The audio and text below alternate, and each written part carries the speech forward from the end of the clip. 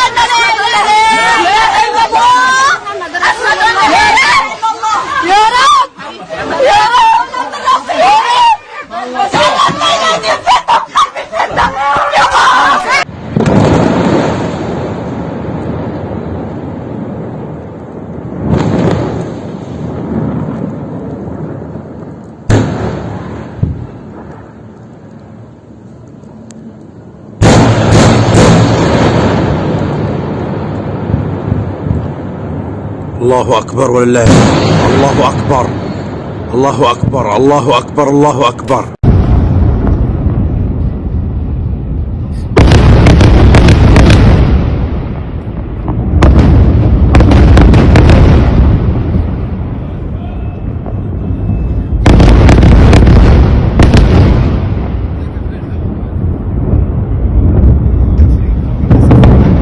दोस्तों आपको बता दूं, ऐसे हमले करने के बाद भी नेतन्याहू का एक बार फिर से बयान आया है कि हम ऐसे हमले लगातार करेंगे और करते रहेंगे।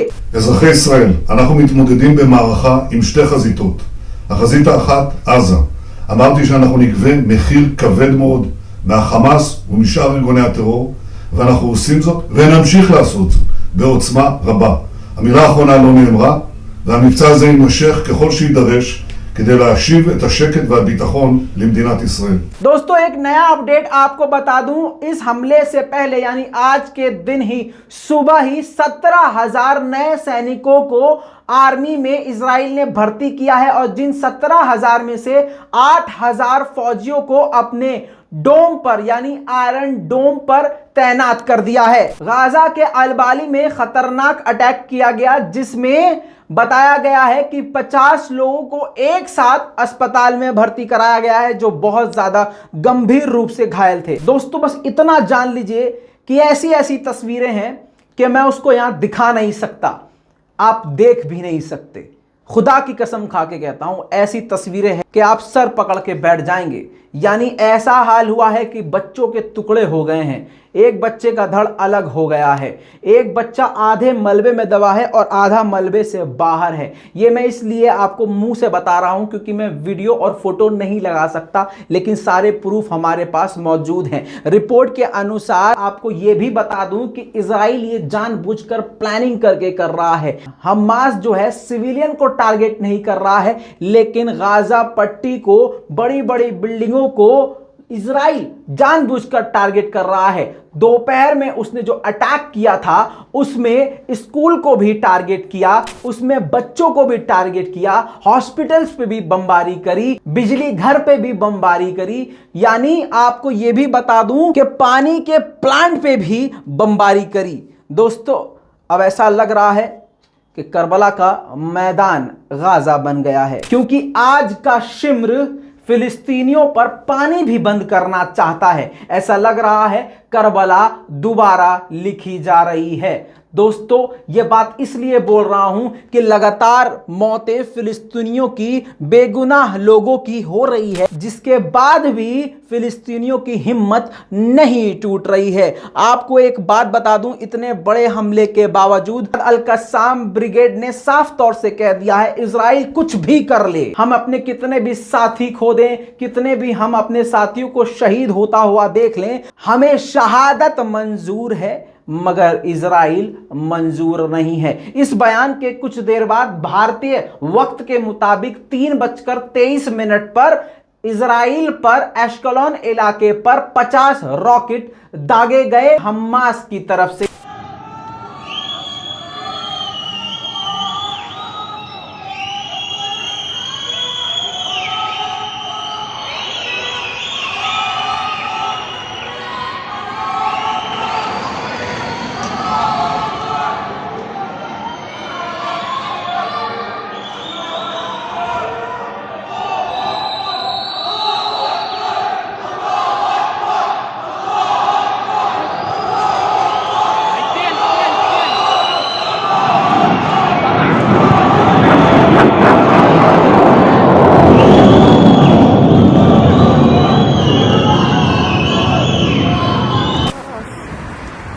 واو كمان واو 4 5 6 داي مسكينين نص أسود.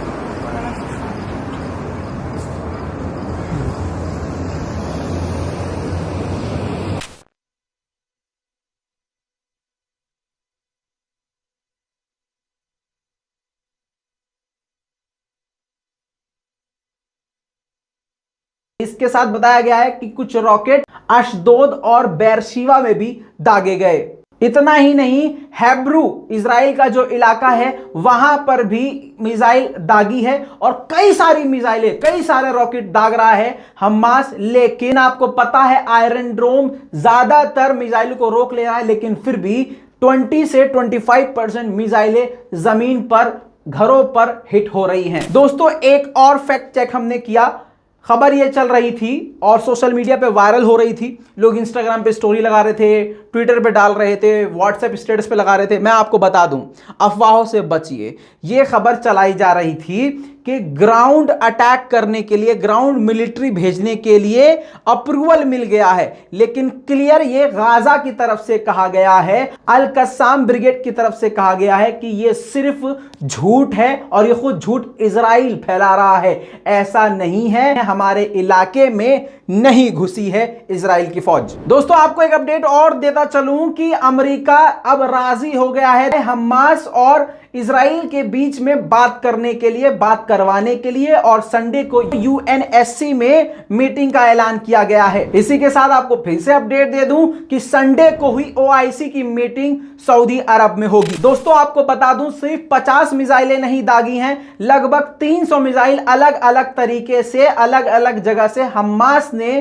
गाजा से दागी है कई इलाकों पर। जी हां, कई सारी तस्वीरें सामने आ चुकी हैं, इजराइल के कई इलाकों में रॉकेट्स गिरे हैं। और भी जानकारियों के साथ, डिटेल के साथ बहुत जल्द अगली रिपोर्ट लेके आने वाला हूं। चैनल के साथ जुड़े रहिएगा। अगर आपने हमारे चैनल को सब्सक्राइब नहीं किया है तो चैनल को सब्सक्राइब जरूर कीजिएगा। और भैया, मेरे पास कोई बहुत बड़ी बीजेपी आईटी सेल की तरह मेरे पास टीम नहीं है। आप मेरी टीम बनिए, वीडियोस को हर प्लेटफॉर्म पे शेयर करके हमारे चैनल को और अपने भाई की इस आवाज को मजबूत कीजिए। मैं हूं रजा, आप देख रहे थे रजाग्राफी। जय हिंद।